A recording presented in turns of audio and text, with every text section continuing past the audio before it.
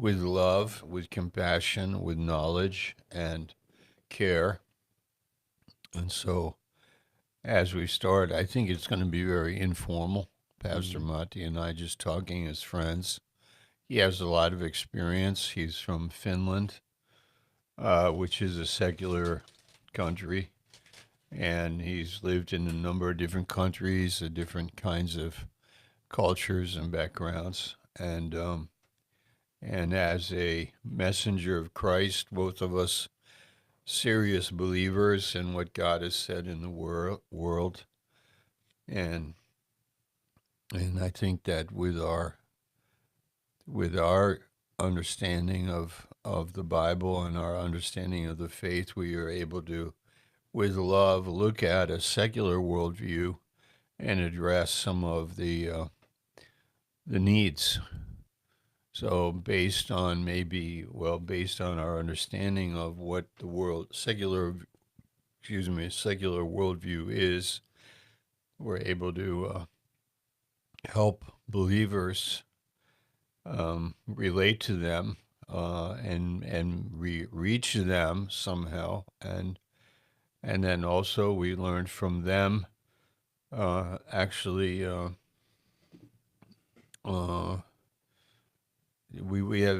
we understand that if there's inconsistencies in our way of thinking, if we don't have hope, really deep rooted hope in a transcendent world, then that leaves us with some kind of great need, you know.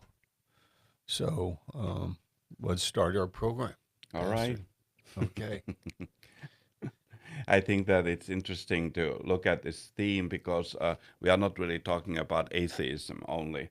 Atheism is clear. I mean, philosophy, anti-God, no God, and trying to explain everything without any creator and without any involvement of God, and that's clear. I mean, I sometimes say this jokingly, but you say to an atheist that the only difference between you and me is that God lives in me and doesn't live in you, and the atheist gets offended and says, "What do you mean God doesn't live in me?" Well, what are you talking about? Like, because it doesn't go really deep. It's just Yeah. often just it's just rebellion. But when we are talking about secularism, we are talking about a more complex matter in that sense that even a church can become secular. And our Christian, so-called Christian culture can become secular. A Christian country can become secular. And we've seen that in Europe. We see it all the time, of course. And so it means that we kind of accept or admit that God is in the background, but we are not involving him too much, and we definitely don't need him. But he's allowed to be there in the background, and the question is God gonna agree with that? Or is he gonna do something to shake that kind of setting up, and saying like you are just deceived, Mm-hmm. don't you Mm-hmm. know that I gave you your life and I am like, your creator, and I am your shepherd, the shepherd of your soul, and I care and I'm involved. Even if you don't recognize any of it, Mm-hmm. I'm totally involved. Mm-hmm. And you go to visit someone at their deathbed and you know that is true. Yeah. That if God is not in, God says that's it then. You made a statement earlier about near truth. Hmm. Could you explain that? Yeah, I was just thinking about that, how sometimes in the name of practicality, people refuse to get involved in some problems, or refuse to think. Like, as believers, I believe we, as born again believers, we all are called to have a world vision. And somebody could say, well, I have enough problems in my own family, and I'm trying to just like, make the ends meet, and I'm just limiting my life, and I cannot go there. I cannot think about other countries, or I cannot think about the next town, or I cannot even think about my next door neighbor, because I have to limit my life to this world. And it's kind of I call it a near truth, so that I choose to just limit my involvement, and it sounds like a synonym for practicality. And I recalled, like in Nazi Germany, that was the situation when the Jewish people were taken to the concentration camps, and then they were, taken to the labor camps, through the towns, these rosy German towns, when everybody is just having a nice life and eating pork and dressing, talking about the latest fashion, and very much like ignoring what was going on. And in a way, like this idea of near truth, they chose not to get involved or see it, but that near truth was no more a truth, but it was actually a lie. And how this can happen. And then when the Americans came and liberated those camps, and they saw what was happening, so there was a story how they brought the town people to see these people, and the people were taken out from the camps, and they were skeletons, and they made the people to stand there and look at them and see them. That how could you not see these people? They were daily going through your city. But it was this concept of near truth, that I had to protect myself. I could not help anyways. I could not change anything anyways. So I'm just going to live my rosy life. And the truth, so-called near truth, became a lie. Mm. Okay, so in the secular world, let's say in Europe, here in the United States, we are moving away from God, and in secularism, you really make man the center. So man knows better. There's the idea that man has the technology, can manage the economy, can generate economical prosperity. We can accomplish a lot of things. So there's that hope in man, and then we know historically that man has such great deficiencies and problems. Like now, we hear a lot about social injustice, racism, economical differences between one class of people and another. And the humanists are saying these things are wrong. These things need to be changed. And so as they dive in, we find also like hypocrisy. The very people that might be talking about it are also the ones that are struggling with what is right and what is wrong. Yes. Yeah, so it's amazing that Nazi Germany, if we want to use that as an example, the Germans just were able to justify an injustice, genocide. I wouldn't say all of the Germans, but in principle, they believed that the Jews were the problem, and the murder and all that happened. So, can you see the problems that humanists have regarding life and the making evaluations about what is right and what is wrong, and they can justify wrong things because they lack the absolute reference. They have a reference to absolute truth.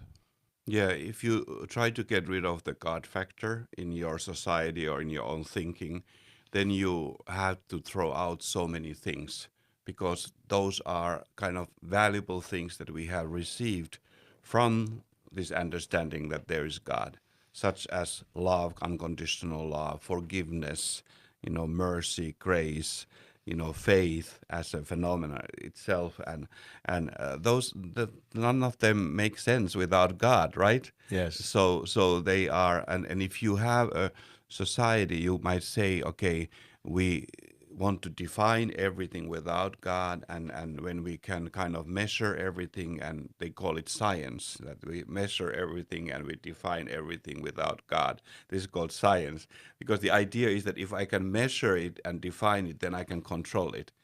But that's where man goes so wrong. Then he's like, like organizing everything on his table, and then an earthquake comes, and his knowledge doesn't reach so far.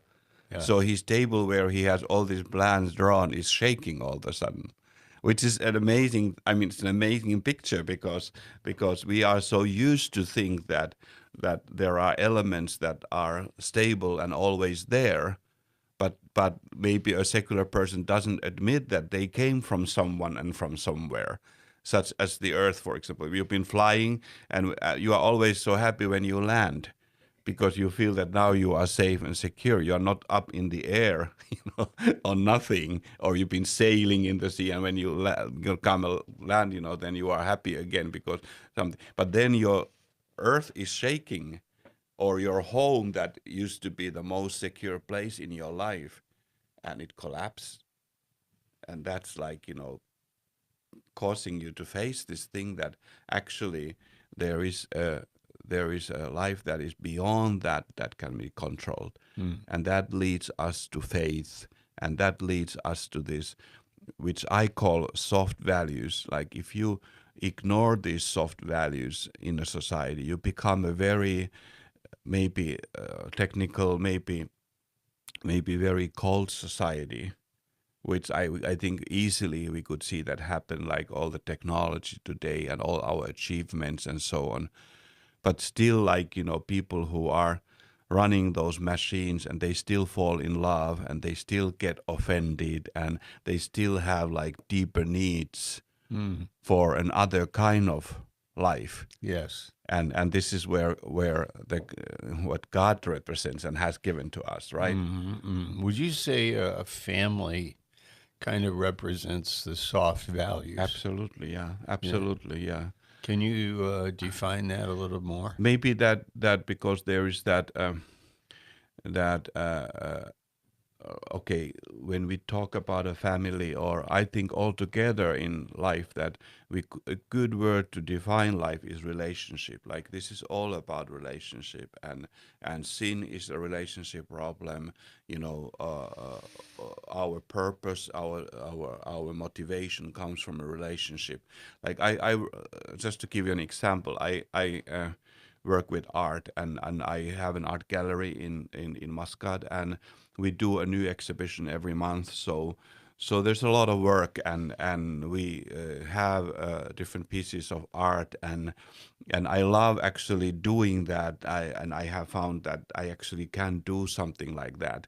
So when you put the pieces of art together, when you hang an exhibition, it has to be done in a certain way. If it is done in a wrong way, it looks horrible.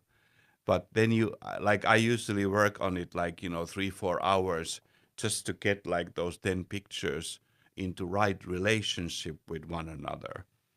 And even a bad or poor quality or not so good piece of art can excel if it is next to a good piece that is like helping that poor piece to excel. And this is an amazing phenomenon because you that's why in our group exhibitions we involve both professional artists and also amateur artists, and the amateur artists can come in their works because, and it can be the other way around also, but just when they are rightly related, Yes. they look good. Okay. But if they are not rightly related, like pictures can start fighting, for example, on the wall. You sometimes see that in people's homes when they have not thought about it.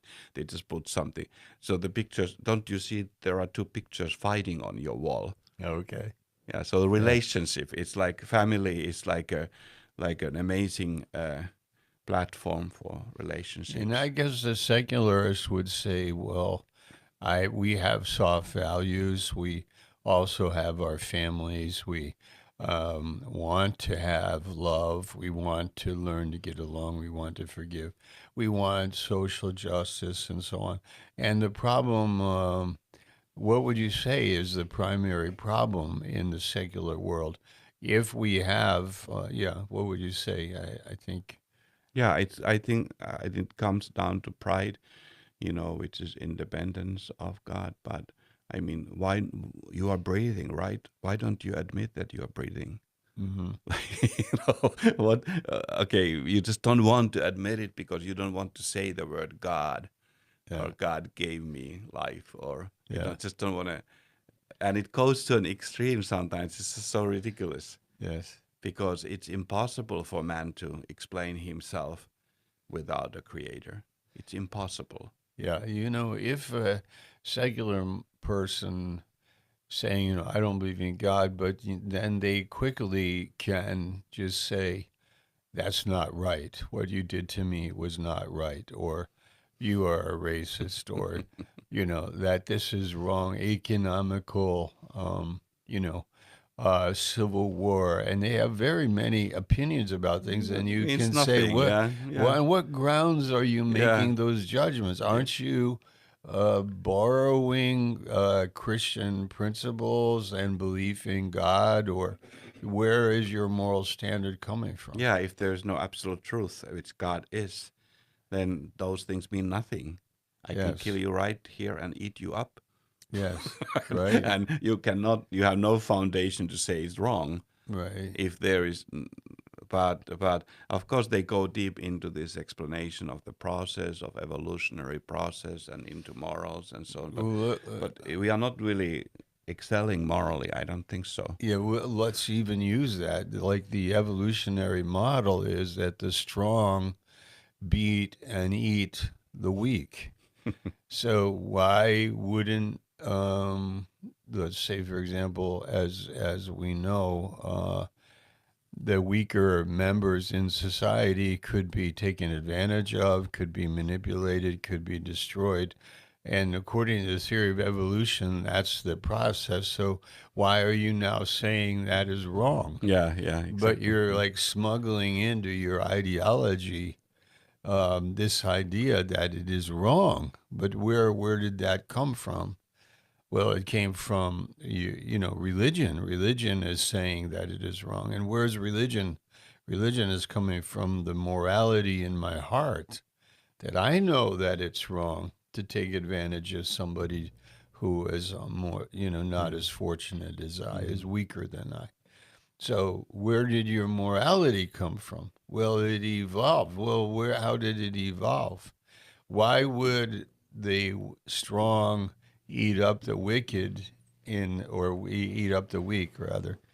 And it's written in your heart that you should give mercy to the weak or have compassion on the weak. Don't you believe that? Isn't that what you're saying regarding Yeah, and social injustice? when you yourself end up in a situation when you depend on other people's forgiveness, Yeah. like okay, it's might work. This reasoning might work when I'm strong, and when I have it, like when I'm healthy, and I am like everything is under my control, or everything is like right more or less, and I know I have a clear mind. But with most of the people, life is not like that. They fail to keep the standard. Actually, the Bible says all people fail. Yes. Yeah, so you can have a very good theory about life, but there's no provision for you to fail in that theory.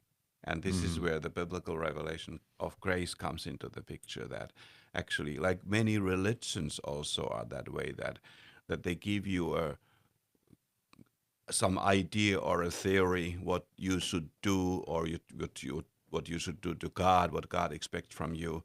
But then when you fail to do that, there's no provision, because there is no understanding of grace and forgiveness. Mm-hmm. And but in Christian faith, that is like the almost like the substance of our life.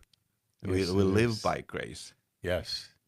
Forgiveness is all the time. Yeah, It's in yeah, our mentality. It's in our blood. Forgiveness. absolutely. We Yeah. forgive ourselves. We forgive each other. We believe in the God that forgives us. It's true. But in the secular world, they don't have that teaching. It may be spotted here and there. Okay, I decide to forgive because I want to be a nice person, and it's better if I forgive. But this is also it's the abnormal or it's the exceptional idea. But for us, it's the way of life. Yeah. And it's also like difficult. Let's say politicians, like when there is a moral scandal with the politician.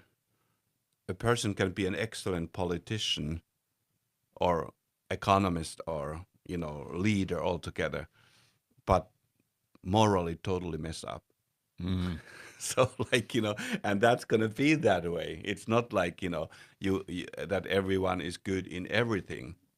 Mm-hmm. You might be just good in one thing and you excel and you're known to that, but then yeah, it's like you might be a great Bible teacher, but you are a horrible husband. Mm-hmm. Horrible, I don't know if that's a good word, but I mean Yeah, yeah, poor. Yeah, yeah. like Mm-hmm. Okay, so we have the secular mindset, and then the Christian one, and we are saying that the secular world has real problems, and one of the main problems in the secular mindset is purpose.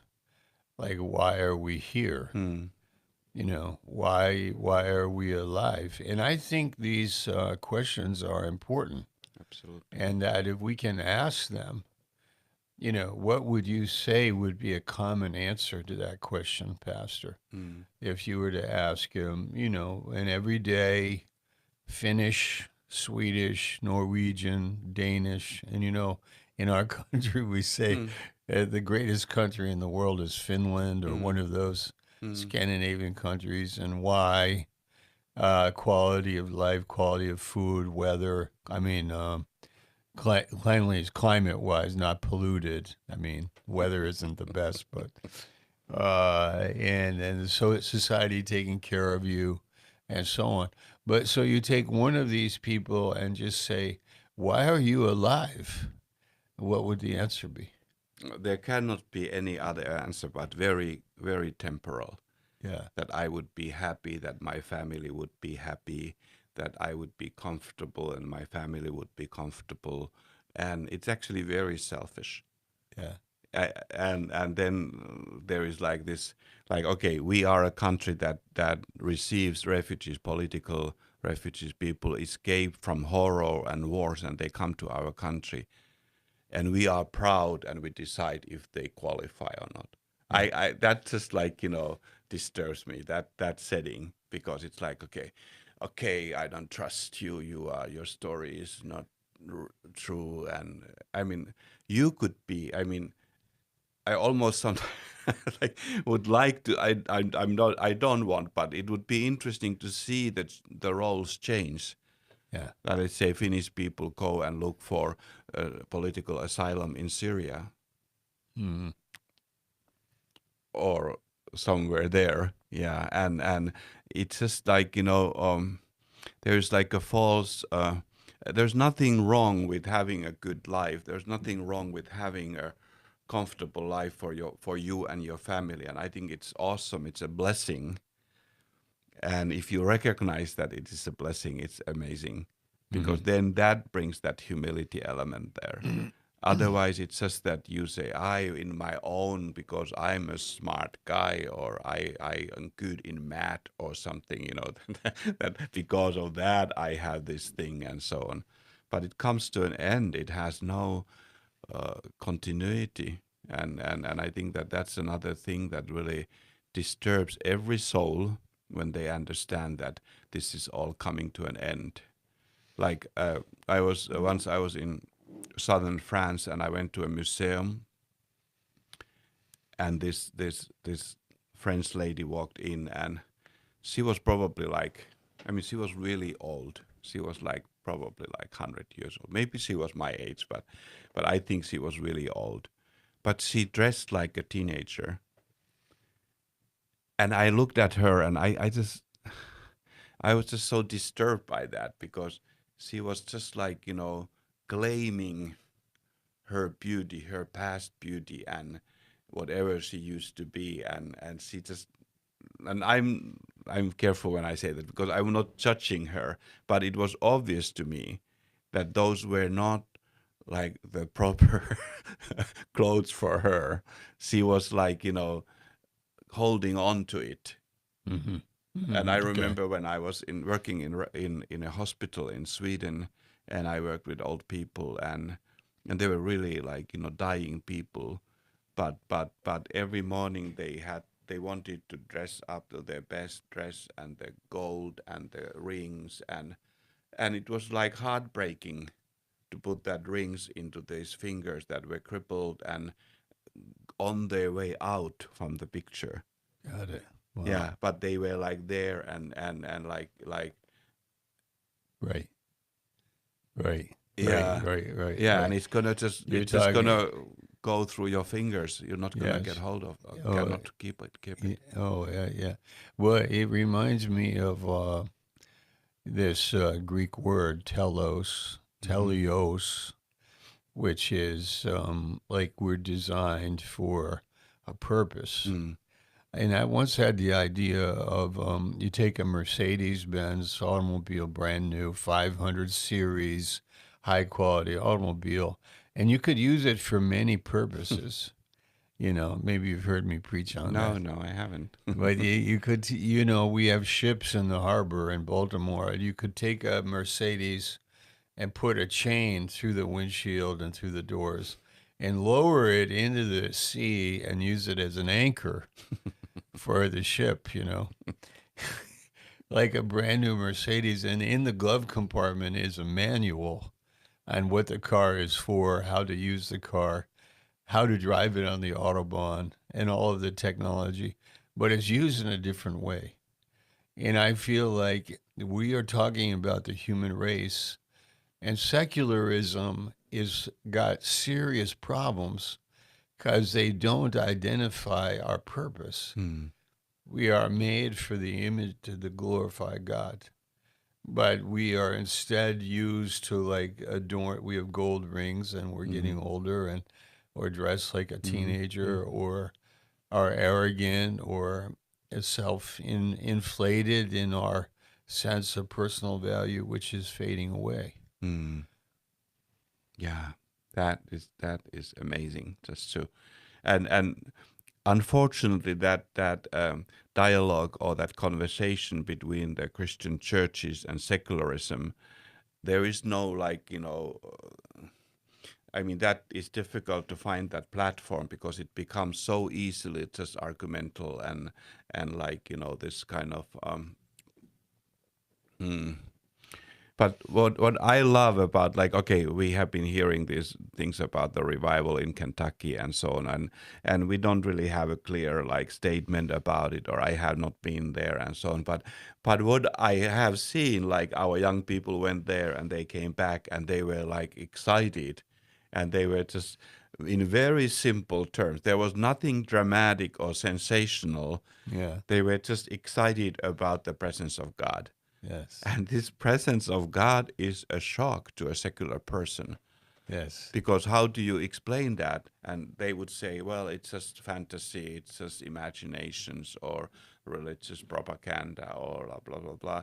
But it is not. And something in them, which is called eternity in their hearts, testifies that this is something beyond you, beyond your control, beyond your comprehension, and this is the God factor. Yeah. God It's is present, shocking. so present. I mean, really, like there is this Tikhov, this Soviet cosmonaut who was in there's Outer space. outer space, and he said that I didn't see God there, and then somebody said that if he would have stepped out from his spaceship, he would have seen God right away. Yes. And it has a double meaning, like because Yeah. he would have died and seen God right away, or he would really understand how he thought he saw it all Yeah. because he went a little bit and that's why those movies and those films, when you kind of show a little bit like how big is the black hole, like the black hole is like 50 million times the size of our sun or something like that. I don't know the numbers, but it's like incredible. The dimensions are like there are not enough zeros to Mm. measure it Mm. because it is infinite. It's just like there. Mm. I saw another presentation of the oceans, like the oceans, how you go deeper. And it was 3 different video clips. And the first one, they went down all the way to 200 meters or something. And then they went to 2,000 meters. And then they went to like 11,000 meters or something. And the deeper they went, the more they understood that we have not discovered this yet. We have not explored this yet. And then I looked at people's comments under it, and every second comment was, this is scary. I'm afraid. This brings a lot of fear into my heart. And may that be, because that is the where we should be. We should understand that because of this thunderstorm, I am safe. I am safe and secure because of this thunder. I'm not in danger because this power, this God who is greater than this thunderstorm, is on my side. And if I don't have that, then I'm just afraid of death, because the fear of death is something that a secular person cannot explain and cannot master at all. I like what you said about in the Christian church there is secularism. We go through the motions of our Christianity. We are believing in the doctrines in some measure, as in Sunday school or rote memory. We go through the motions, but what we are looking for is the spirituality of the believer, that he would live like the way you're saying, that we have not the assurance of like having life under our control, not the assurance that the table with all my plans are never going to shake, and not the assurance that we know everything. To be honest, sometimes we as believers, we come across as knowing everything. But we don't know. But that's one of our blessings, is that we admit and are sure, we don't have the control on the table, but we are worshipers of God who is in charge, and the Spirit of God giving us peace and love. Yeah, like this is. I think it's. I see it this way, that deism is like a very common philosophy in Christian churches, meaning that, okay, God is the creator, but he's no more involved. Like God is the origin and he's no more involved. And that leads to secularism. Like churches become secular because everything is controllable, everything is like, very secure in human terms, but there is no expectation in faith. There is no need for miracles.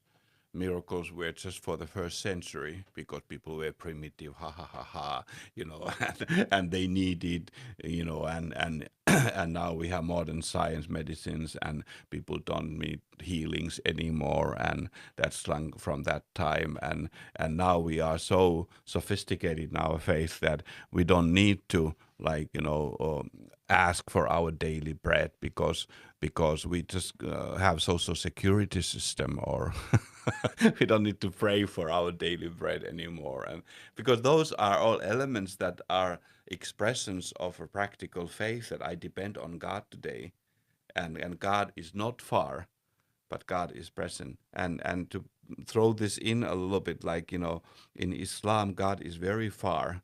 He's like very distant. He's very like different from us, and that's emphasized, that he is not really like, present in that sense, that he would be like, leading you, or even answering your personal prayers.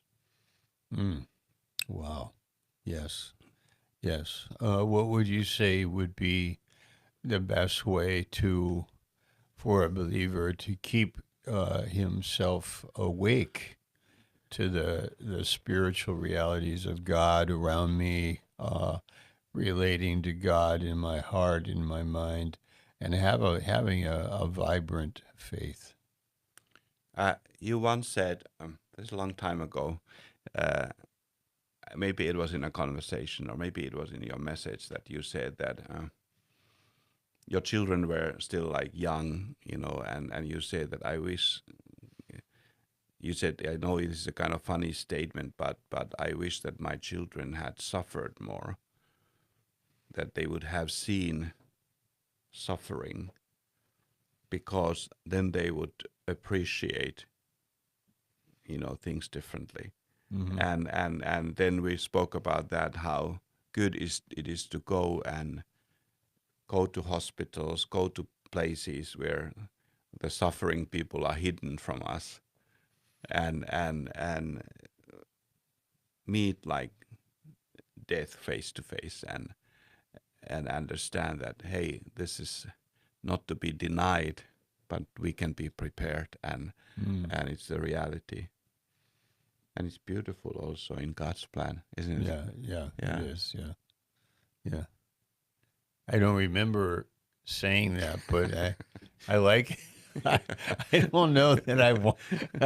I don't know that I want my children to suffer, but I guess it does make sense. Yeah, yeah. And maybe God does that for us, that He puts trouble in our life so that we could know Him Mm. and know His grace and know Him better. The closing the program, we have a question there on our screen. What has been the most effective way to meet people with a secular worldview? To meet people, well, how do you meet people? Is say just stop and talk to the first person you meet, and there they are. Mm. Yeah, and I'm not like starting a movement here or anything. All right, I love everything that we do it in as our church and so on.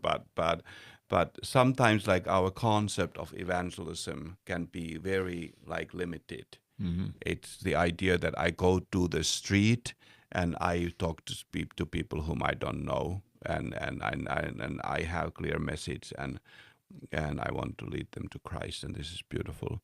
But we should go beyond that. Hmm. Like we should be present in places like in the country where I am. We cannot do that way. We cannot go to. So we go to places where people go, and it's kind of easy there because there is no alcohol in the country, so you don't get into bad places, really, and you don't get into this kind of weird things because it's kind of very moral. The environment and the cultural scene is very moral. So we go to a lot of places, like we go to the opera, we go to concerts, we go to art exhibitions, because that's where the people are, and that's where we interact and mingle with people.